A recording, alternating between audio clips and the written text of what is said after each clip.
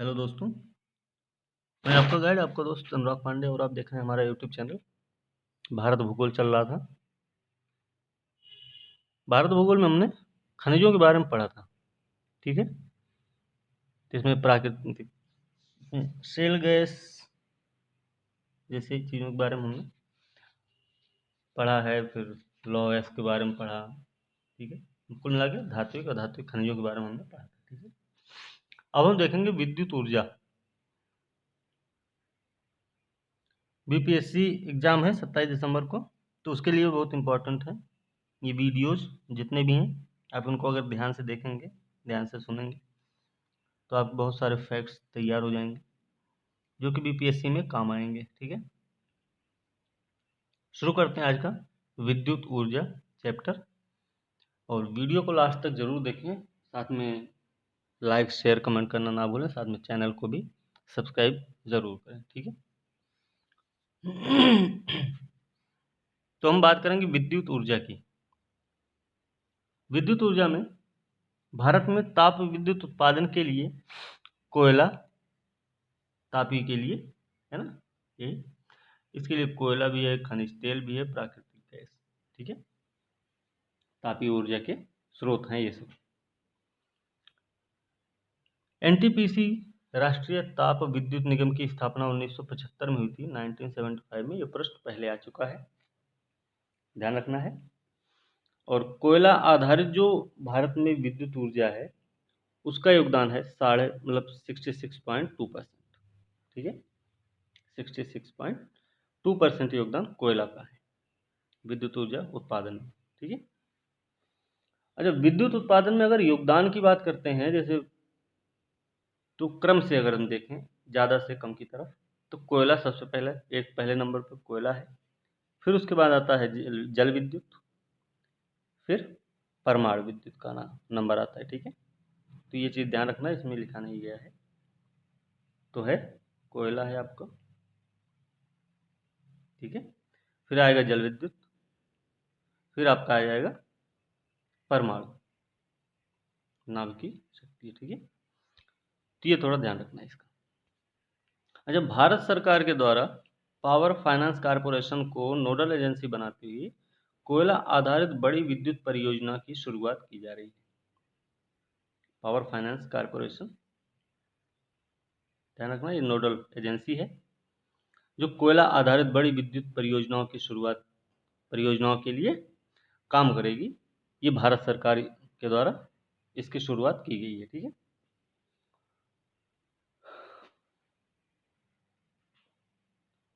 इसके बाद है, जैसे एनटीपीसी के बारे में उन्होंने बताया 1975 में इसकी स्थापना हुई है।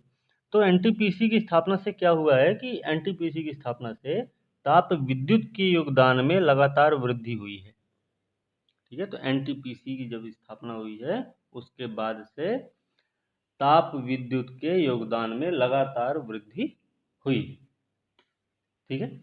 ये चीज ध्यान रखना है। अच्छा, कोयला आधारित ताप विद्युत संयंत्रों को कोयले के खदानों के आसपास स्थापित करने का उद्देश्य क्या होता है, ये भी आपको पता होना चाहिए। अक्सर देखते हैं जितने भी संयंत्र लगाए गए हैं कोयला आधारित विद्युत संयंत्र, वो कोयले की खदानों के आसपास लगते हैं। तो उसका रीजन ये है कि परिवहन लागत बचे, है ना, परिवहन लागत को बचाना होता है, ठीक है। ये सुपर क्रिटिकल तकनीक क्या है?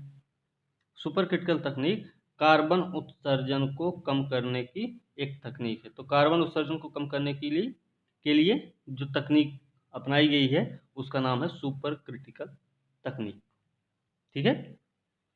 ये जो है वही पावर फाइनेंस कॉरपोरेशन को नोडल एजेंसी बनाते हुए क्या किया गया, कोयला आधारित बड़ी विद्युत परियोजनाओं की शुरुआत की गई है। और इसी परियोजना में कार्बन उत्सर्जन को कम करने के लिए सुपर क्रिटिकल तकनीक विकसित की गई, ठीक है। सुपर क्रिटिकल तकनीक अपनाने का प्रस्ताव रखा गया है, ठीक है। चलिए, अल्ट्रा मेगा पावर प्रोजेक्ट। तो अल्ट्रा मेगा जो पावर प्रोजेक्ट्स होते हैं, अल्ट्रा मेगा पावर प्रोजेक्ट क्या है? तो अल्ट्रा मेगा पावर प्रोजेक्ट जो है, इनकी प्रत्येक की क्षमता जो होती है वो होती है 4000 4000 4000 मेगावाट, या फिर इससे अधिक हो सकता है। 4000 मेगावाट या फिर इससे भी अधिक हो सकता है अल्ट्रा मेगा पावर प्रोजेक्ट की क्षमता। ठीक है, प्रत्येक की बात हो रही है यहाँ पे। तो कुछ अल्ट्रा मेगा पावर प्रोजेक्ट्स हैं, उनके बारे में देखते हैं। एक तो मुंद्रा में है। मुंद्रा कहाँ? गुजरात में है। ठीक है, इस टाटा पावर के द्वारा स्थापित किया गया। टाटा पावर के द्वारा मुंद्रा गुजरात में अल्ट्रा मेगा पावर प्रोजेक्ट स्थापित किया गया है। अब अल्ट्रा मेगा पावर प्रोजेक्ट्स और भी जगह पे हैं, जैसे एक है कहाँ? शासन में। शासन मध्य प्रदेश में पड़ता है। कृष्णापत्तनम आपका आंध्रा में, आंध्र प्रदेश। तिलैया झारखंड। गिरिये, गिरिये कहाँ है? महाराष्ट्र में। ठीक है, तिलैया झारखंड में है ना। फिर गिरिये है महाराष्ट्र में। येच्चूर आगे भी है। येच्चूर आपका तमिलनाडु में पड़ता है। तादरी, तादरी आपका कर्नाटक में है। अलकतरा छत्तीसगढ़। सालका खमेरिया, सालका खमेरिया कहाँ है? ये भी छत्तीसगढ़ में ही पड़ता है। ठीक है, और एक और है मरक्कनम, मरक्कनम नाम है, तो ये भी तमिलनाडु में। तो ये सारे अल्ट्रा मेगा पावर प्रोजेक्ट्स यहाँ पे स्थापित किए गए हैं। ठीक है, तो मुंद्रा का जो पावर प्रोजेक्ट है वो प्रश्न आ चुका है पहले, तो टाटा पावर के द्वारा स्थापित किया गया, ये चीज़ ध्यान रखनी है। ठीक है, एक प्रश्न आता है, आता नहीं, आया है ये, 2-3 बार आ चुका है, जैसे नेवेली ताप विद्युत संयंत्र है ना। तो लिग्नाइट कोयले पर आधारित है और दक्षिण पूर्व एशिया का पहला ताप विद्युत संयंत्र है। तो लिग्नाइट कोयले पर आधारित दक्षिण पूर्व एशिया का प्रथम ताप विद्युत संयंत्र आपका नेवेली ताप विद्युत संयंत्र, जो कि कहाँ है? तमिलनाडु में। ये चीज़ याद होनी चाहिए, ये प्रश्न आ चुका है पहले। ठीक है। एनटीपीसी फरक्का ताप विद्युत संयंत्र, इसके बारे में देखते हैं। एनटीपीसी फरक्का ताप विद्युत संयंत्र जो है कहाँ पे है? ये है मुर्शिदाबाद, पश्चिम बंगाल में। ठीक है, यहाँ पे राजमहल कोल फील्ड से कोयला मिलता है और फरक्का फीडर नहर से जल लेते हैं। तो एनटीपीसी जो फरक्का ताप विद्युत संयंत्र है, जो कि मुर्शिदाबाद, पश्चिम बंगाल में स्थित है, इसको कोयले की आपूर्ति राजमहल कोल फील्ड से होती है और जल की आपूर्ति की जाती है फरक्का फीडर नहर से। तो ये चीज़ भी हमें पता होनी चाहिए। Ramagundam super thermal power station है, तेलंगाना, ध्यान रखना है। Ramagundam super thermal power station Telangana. Obra ताप विद्युत केंद्र उत्तर प्रदेश है, सोनभद्र में। इसकी स्थापना हुई है 1971 में, और ध्यान ये रखना कि रूस के सहयोग से इसकी स्थापना की गई थी। रूस के सहयोग से ओबरा ताप विद्युत संयंत्र की स्थापना उत्तर प्रदेश के सोनभद्र जिले में 1971 में की गई थी। ठीक है। आगे है बोकारो ताप विद्युत गृह। बोकारो है, बोकारो कहाँ? झारखंड में पड़ता है ना। कोनार बांध यहीं पे, एनटीपीसी का प्रोजेक्ट है। बोकारो ताप विद्युत संयंत्र झारखंड में है, कोनार बांध यहीं पे बना हुआ है। ठीक है, एनटीपीसी का प्रोजेक्ट है। ये दामोदर घाटी निगम के द्वारा निर्मित 1952 में बनाया गया था। दामोदर घाटी निगम 1952 में स्थापित किए गया ना। डीवीसी, डीवीसी किससे आधारित है? किस पे आधारित है? तो यूएसए का टीवीसी, टेनेसी वैली कारपोरेशन के आधार पे स्थापित है दामोदर घाटी निगम। ठीक है, ये 1952 में इसकी स्थापना हुई थी, दामोदर घाटी निगम की स्थापना हुई थी। ठीक है, टीबीसी आधारित है, टीबीसी। ठीक है, टेनेसी वैली कारपोरेशन, यूएसए का है। इसके आधार पे दामोदर घाटी निगम की स्थापना हुई है 1952 में, और इसी के द्वारा स्थापित किया गया बोकारो ताप विद्युत गृह झारखंड में कोनार बांध एनटीपीसी का प्रोजेक्ट है। ठीक है, इतना पता होना चाहिए। फिर एसआर पावर स्टेशन कहाँ है? ये है जामनगर, गुजरात में पड़ता है। नवीनगर बिहार में है। ठीक है, तो ध्यान ये भी रखना है कि बिहार स्पेशल के लिहाज से कि नवीनगर बिहार में है। ये भी ताप विद्युत संयंत्र है, भारतीय रेल बिजली निगम के अधीन है। ये हो सकता है प्रश्न आए कि भारतीय रेल बिजली निगम के अधीन बिहार में निम्नलिखित में से कौन सा ताप विद्युत गृह स्थापित है? तो आपको पता होना चाहिए, नवीनगर नाम है उसका। ठीक है, कयमकुलम, कयमकुलम जो है वो केरल में पड़ता है, एनटीपीसी के अधीन है। एनटीपीसी के अधीन केरल में कयमकुलम परियोजना चल रही। ठीक, यहाँ पे देखिए पनबिजली का योगदान कितना है? 13.6%। अक्षय ऊर्जा का योगदान है 18.2%। न्यूक्लियर ऊर्जा का योगदान 2% है। ठीक है, ये चीज ध्यान रखना, ये प्रश्न आ चुका है पहले। ठीक है, चलिए अब देखते हैं नाभिक के बारे में। नाभिकीय ऊर्जा, नाभिकीय ऊर्जा क्या है? भारत में देश का भावी ऊर्जा मांग की आपूर्ति का आशाप्रद स्रोत माना जाता है। भारत में जो भविष्य में ऊर्जा की मांग होगी, उसकी आपूर्ति का आशाप्रद स्रोत है नाभिकीय ऊर्जा। ठीक है, तो इसके लिए महत्वपूर्ण खनिज क्या है? यूरेनियम। ठीक, भारत में अगर हम पहले न्यूक्लियर ऊर्जा स्टेशन की बात करेंगे, स्टेशन की, तो 1969 में तारापुर महाराष्ट्र में इसकी स्थापना हुई। ठीक है, तो भारत में प्रथम न्यूक्लियर ऊर्जा स्टेशन तारापुर में स्थापित किया गया 1969, मतलब 1969 में। यह अमेरिकी तकनीक से परिष्कृत यूरेनियम ईंधन के रूप में है। ठीक है, अमेरिकी तकनीक से परिष्कृत है। कौन सा? ये तारापुर महाराष्ट्र का। ठीक, तो अमेरिकी तकनीक से परिष्कृत यूरेनियम ईंधन के रूप में तथा साधारण जल के द्वारा ठंडा किए जाने की विधि पर आधारित है। बॉइलिंग वाटर रिएक्टर की स्थापना की गई यहाँ पे तारापुर। तो भारत का पहला न्यूक्लियर ऊर्जा स्टेशन भी है आपका तारापुर, ध्यान ये भी रखना। ठीक, फिर रावत भाटा, रावत भाटा कहाँ है? राजस्थान में है। ये मिलान करने के लिए आता है, कभी कभी आ जाते हैं।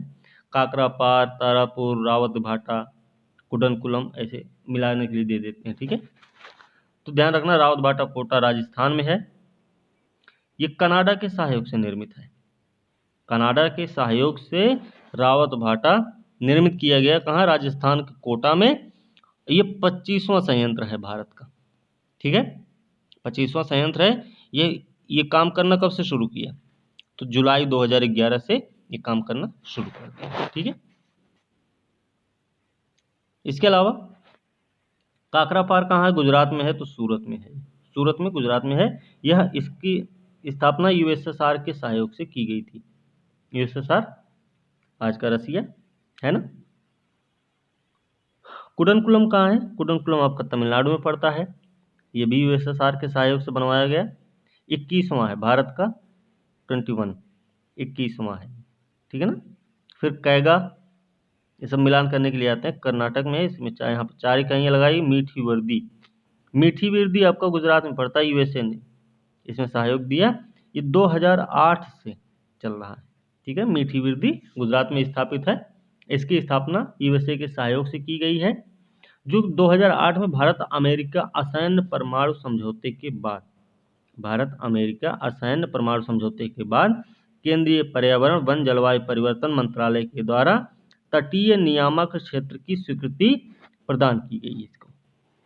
ठीक है, तो मीठी वृद्धि यूएसए के सहयोग से 2008 में भारत और अमेरिका के असैन्य परमाणु समझौते के बाद केंद्रीय पर्यावरण वन जलवायु परिवर्तन मंत्रालय के द्वारा तटीय नियामक क्षेत्र की स्वीकृति इसको प्रदान की गई है। ठीक है, फिर आगे है जैतपुर। जैतपुर कहाँ? जैतपुर है रत्नागिरी, महाराष्ट्र में पड़ता है। और जैतपुर की स्थापना फ्रांस की अरेवा कंपनी, फ्रांस की अरेवा, ही इस पे प्रश्न आ चुका है। तो फ्रांस की अरेवा कंपनी ने इसमें सहयोग दिया था जैतपुर को स्थापित करने में। कहाँ? रत्नागिरी, महाराष्ट्र में। ठीक, फिर थालगुरु जल संयंत्र है ना। थालगुरु है, मानगुरु है। तो थालगुरु महाराष्ट्र में पड़ता है, ध्यान रखना है। थालगुरु ये भी प्रश्न आया हुआ है। तो थालगुरु जल संयंत्र महाराष्ट्र में है, मानगुरु आपका तेलंगाना में पड़ता है। ये दोनों भारी जल संयंत्र हैं। थालगुरु और मानगुरु भारी जल संयंत्र हैं, महाराष्ट्र में एक है तेलंगाना में। ठीक। हजीरा कहाँ है? हजीरा आपका गुजरात में पड़ता है, बड़ौदा। ठीक। फिर तालचेर उड़ीसा में है। थाल आपका महाराष्ट्र में है, थालगुरु जल संयंत्र।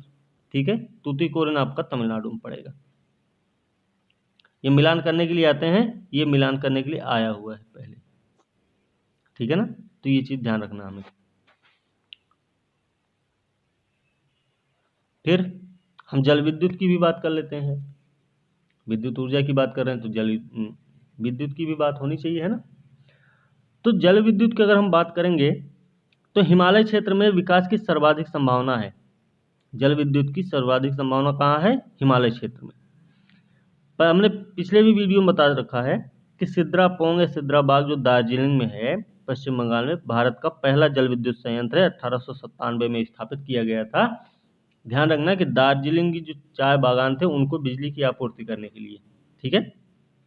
दूसरा लगा शिवसमुद्रम, कावेरी नदी पर, कर्नाटक में, 1902 में। ये कोलार सोने की खान को बिजली देने के लिए इसकी स्थापना हुई। ठीक है। फिर एनटीपीसी के बारे में हमने पहले बता रखा कि 1975 में इसकी स्थापना की गई। ठीक है ना। चलिए, ये हो गया। अब हम अभी विद्युत ऊर्जा की बात हो रही तो थोरियम की भी बात करना जरूरी है थोड़ा सा। तो थोरियम का देख लेंगे। थोरियम का अनुमानित थोरियम भारत में पाया जाता है ना। तो थोरियम का भारत में 4.5 लाख अनुमानित भंडार है। ये 4.5 लाख टन का अनुमानित भंडार है भारत में। ठीक है। कहाँ मिलते हैं ये मिलते हैं केरल की मोनोजाइट जो तटीय बालू है उसमें इनकी संभावना है मिलने की। तमिलनाडु में, आंध्र प्रदेश, उड़ीसा, बिहार, कर्नाटक, राजस्थान, उत्तर प्रदेश में ललितपुर। ठीक है। उत्तर प्रदेश में ललितपुर में ज़्यादा। ठीक है। तो ये चीज़ हमें ध्यान रखना। अब एक और है, इसमें हम देखेंगे कि अणु शक्ति विद्युत निगम लिमिटेड है, कंपनी है अणु शक्ति विद्युत निगम लिमिटेड, है ना। तो लिमिटेड है ये अणु शक्ति विद्युत निगम लिमिटेड।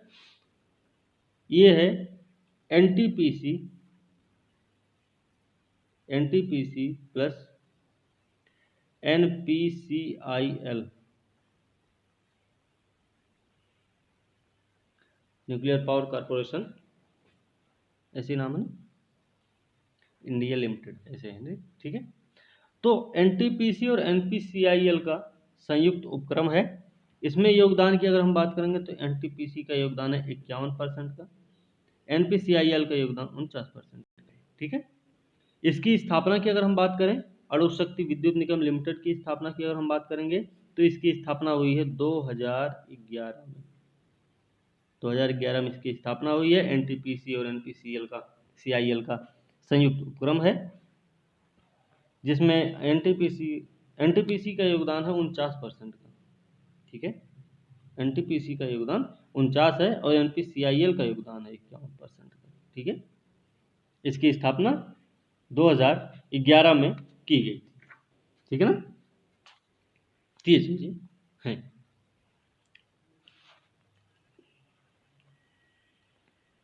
ये तो देखे, चलिए इसके बारे में भी देख लेते हैं। उद्योग भी देख लें। तो उद्योग में अब इसे कल करेंगे। ठीक है। अगली वीडियो में इसे करेंगे। आज की वीडियो हम यहीं पे समाप्त करेंगे। ठीक है। तो वीडियो अगर अच्छी लगी तो लाइक शेयर कमेंट जरूर करें, साथ में चैनल को सब्सक्राइब करना ना भूलें और वीडियो को ध्यान से देखिए। इनसे आपको बहुत सारे फैक्ट्स मिलेंगे जो कि आपके एग्ज़ाम के लिहाज से अच्छे हैं, उनमें फ़ायदेमंद रहेंगे। और बीपीएससी एग्ज़ाम है तो ध्यान देने की ज़रूरत है थोड़ी सी, और बहुत सारे फैक्ट्स आपको यहाँ से मिल जाएंगे उसके लिए, ठीक है। तो आज की वीडियो यहीं समाप्त करेंगे। वीडियो को लाइक शेयर कमेंट करना ना भूलें, साथ में चैनल को सब्सक्राइब जरूर करें। इसी के साथ आज की वीडियो यहीं पर समाप्त करते हैं। अगली वीडियो साथ कल मिलेंगे, तब तक के लिए धन्यवाद।